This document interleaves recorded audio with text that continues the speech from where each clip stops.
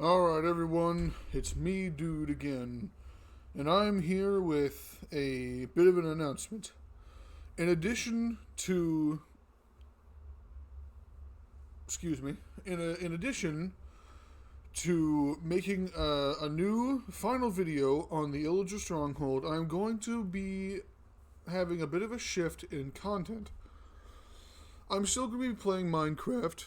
However, I'm not just going to be making videos where I build structures layer by layer, but rather I'm going to be building the entire structure in one sitting and then making a video out of showcasing the structure.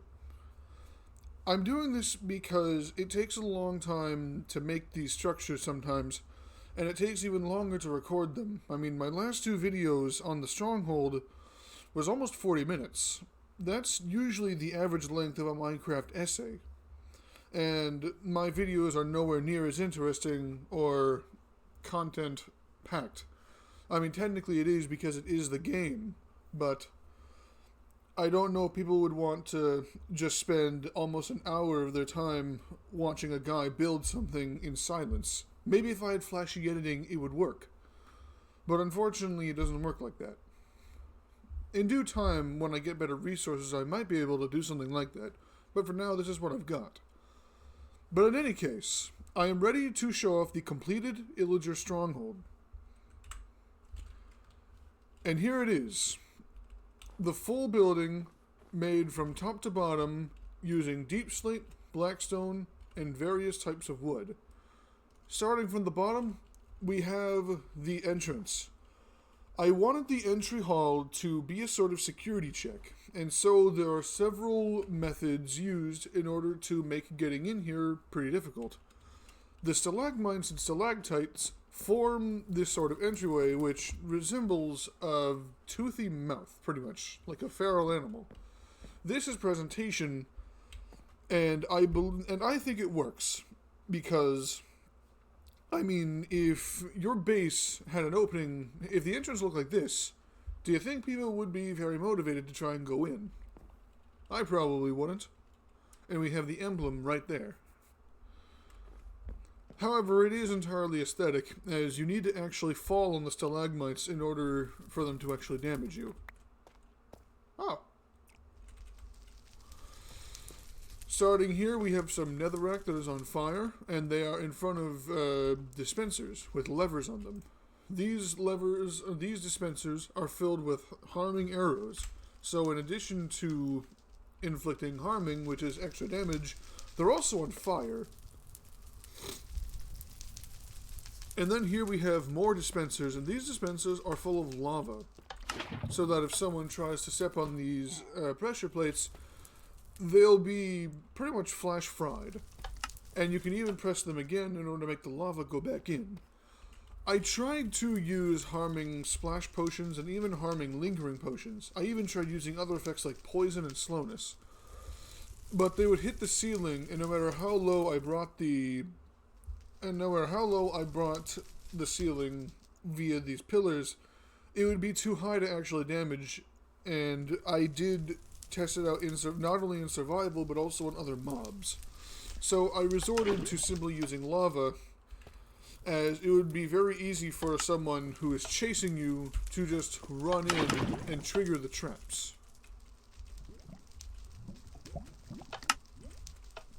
Very nice. You have this lava here, which is effectively a sort of aesthetic. This also sort of forces anyone who going around to sneak, as magma will damage you if you're not sneaking on it, which is pretty weird. Of course, the average Minecraft player will probably just damage through it, or damage boost through it. But it's not always about practicality. Sometimes it just looks cool. This iron door is meant to be used by the Illagers within the base, and it is effectively a way around the traps. This is also where they would go to man the turrets, as you will. And it does work. Now imagine 4 Illagers at each one, and they're all going off at the same time. It would be like some Indiana Jones type of thing.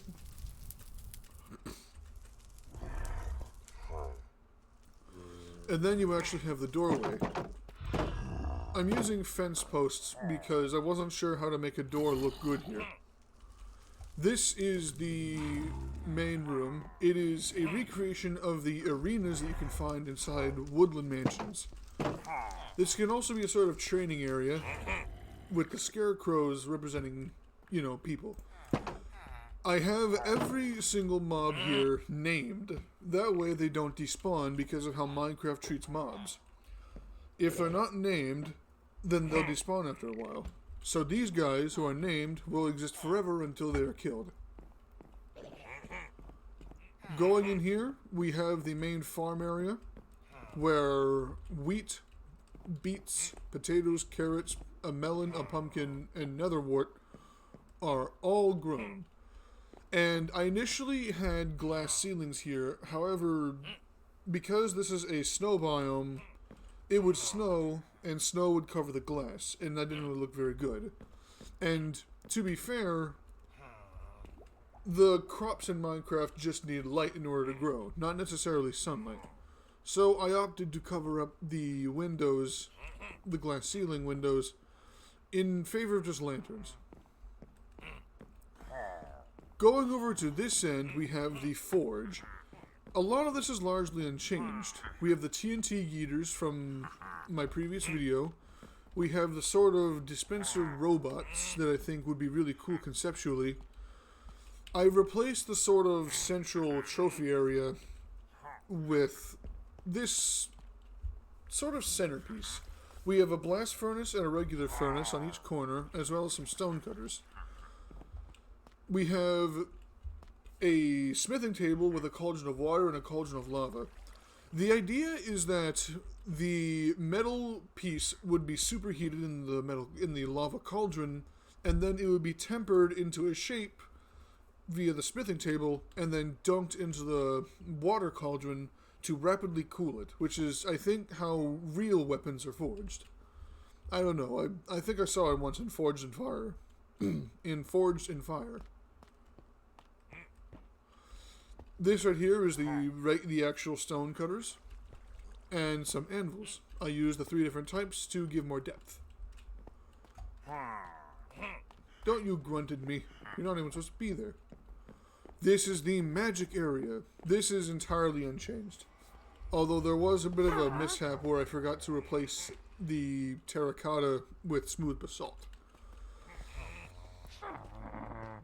This is where the Illagers would go to have their enchantment and potion needs met. I have each enchantment table designed in a way to where it will give the maximum enchantment. Excuse you. Very good. Now, one of the big new additions is a bottom layer. This is the basement floor. This is the Illusioner. It is actually a cut mob that can still be spawned with commands, but otherwise doesn't exist. This is the bottom layer, where the Illagers have access to another portal, which is probably where all the obsidian comes from. Well, yeah, I think so. I think you can get a lot. I think you can get a lot of obsidian in the Nether. We got glowstone here for adequate lighting. And we have a basalt pillar showing us directions to the lounge, the storage room, and the cell block. The cell block is the main area here, and it is where Illagers will keep people of supreme interest, from villagers to monsters. We have a Ravager standing guard, ready to make quick work of anyone who tries to escape. We have a creeper. Oh man, there's a zombie here. That's a Strider, poor thing.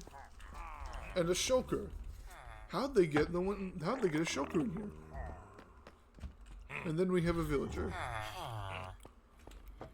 These guys actually do have some semi-adequate accommodations.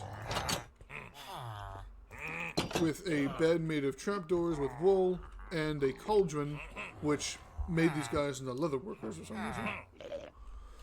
And you can't see it, but there is a dripstone feeding water into a cauldron, so they effectively have an infinite water source. These guys are evil, but they're not monsters. Going into the storage room, we have a very simple storage setup. Everything is divided into 4 quadrants. We have weapons, materials, blocks, and potion materials. We got a vindicator here. We use barrels and trapdoors and regular chests.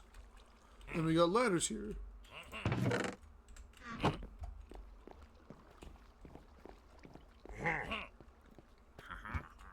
If we go this way, we have the lounge, which is where the Illagers go for break time. What are you pointing at me for? I sort of have it set up like a bar, because I figured these guys probably would drink. And I even have a little bar area set up here. Look at this. Wait a minute. Oh, you can jump on that.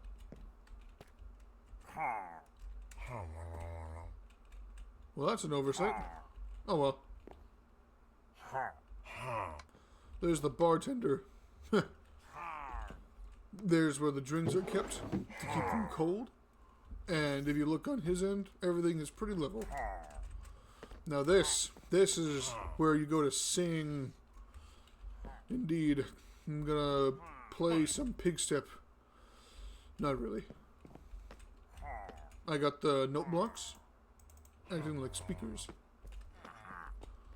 Oh, and I actually remember something. I forgot to show this off when I looked at the forge. But I changed one of the cobblestone generators and made it into a basalt generator. See, basalt can be made using water and lava, but you have to do it in a very specific way. With cobblestone, it's just as simple as having water and lava connect. But with basalt, you need to have the water and lava connect on soul soil while also being beneath a blue ice block. I'm not entirely sure why, but it is what it is. And now this is effectively an explanation on why the Illagers have so much basalt in here. Because basalt is not a very common material. It's common in the nether, but the nether is also very dangerous. Here we have the main foyer, whichever one. We have a beautiful glass ceiling with some makeshift chandeliers. It gets covered in snow when it snows, but it is what it is. We have some chairs and what looks like a dinner table. We have a general hangout spot. The walls are absolutely lined with paintings. We have the 4 beta paintings with the elements. We got a flower. We've got all these paintings that would look really good in someone's home. Go this way to get to the library. Now, the carpet pattern, I actually ripped straight from the Woodland Mansion, as you can find long carpet pathways in this same formation. White border with red center. I've got chiseled bookshelves so that you can actually physically take books from the bookshelves. And I had them all decorated as neatly as possible. And I also wanted to make each chiseled bookshelf formation a little unique. None of them are truly the same, except for those 2. And I've got actual book blocks right here to give a little bit of diversity. Although, because book blocks are textured on all sides, I use spruce trapdoors in order to imply that they are not. Matter of fact, why did I use dark oak on this one? Haha. I knew I was going to be building something today. Alright. Going this way is the dorm. This is where the Illagers sleep. It's pretty dark in here, though. There are 3 beds and 4 rooms, so there are about 12 beds, making for about 12 Illagers. And then in this room we have the boss. He's dead. This is where the Illager boss would sleep and live. His crown achievement, a block of netherite, one of the rarest materials in the game. It is very unlikely that you'll build this on a super casual playthrough. You have to make 9 netherite ingots in order to make one of these, and it is not easy. It's not easy just to make one. As you can see, the center of the room is adorned by soul fire. It hurts even more at the cost of being only half as bright. And there's lava in the center, and this lava is actually the same lava pillar from the first floor. So you could technically ride the lava and go straight to the boss's room. It's all connected, guys. Here we have 4 armor stands representing the 4 types of warriors within the Illager's ranks. The Vindicator, the Evoker, the Illusioner, the Witch. No Pillagers though, because the leader of this stronghold did not prioritize ranged combat. He was a master of all forms. At least, I think. Not entirely sure yet. This is the bed. It is much more than just 3 beds next to each other. It has a headboard. It has an actual blanket. It has an extension. And when you sleep in it, it feels like a bed. And although there is a chest right in front of it, behind it is a shulker box hiding the truly special loot, if it existed. And right here is a special window to spy on the outside. This is actually where the emblem is, on the outside of the structure. So you are truly looking through the eyes of the Illager. Or something like that. A dragon head mounted against the wall, proving at least a victory against the dragon. More books, more chairs, a lit candle, a torch flower. And right here, the trophy section. The wither skeleton skull, showing a little... excuse me. Showing that one has truly conquered an aspect of the nether. The heavy core, showing that not even the underground was safe from their travels. The white candles representing the deep dark, the ancient cities. Although they never defeated the warden, they proved that they were in its presence. The eye blossom, one of the newer items, showing that not even the creaking could take this stronghold down. The conduit, showing the mastery of the seas, and finally, the end rod. Further cementation that the Illagers truly have been everywhere.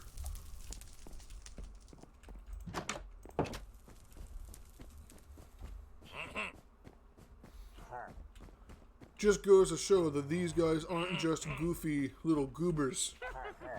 They are intimidating forces to be feared, and if you can take them, then you should be good. But for the weak, for the villagers, these people are a force to be reckoned with and to be feared. Did a monster set that off? I think it did. See, guys, it works. It works. And now we take flight, get an aerial view of the entire structure. This has been at least 3 weeks in the making, and I am so happy that it's finally done, because I said I wanted to do something more ambitious, and I did. I proved that I could do it.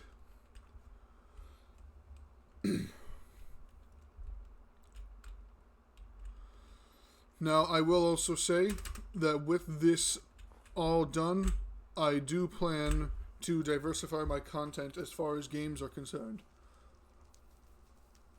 I don't know when my next upload will be, but it likely won't be Minecraft. Or maybe it will.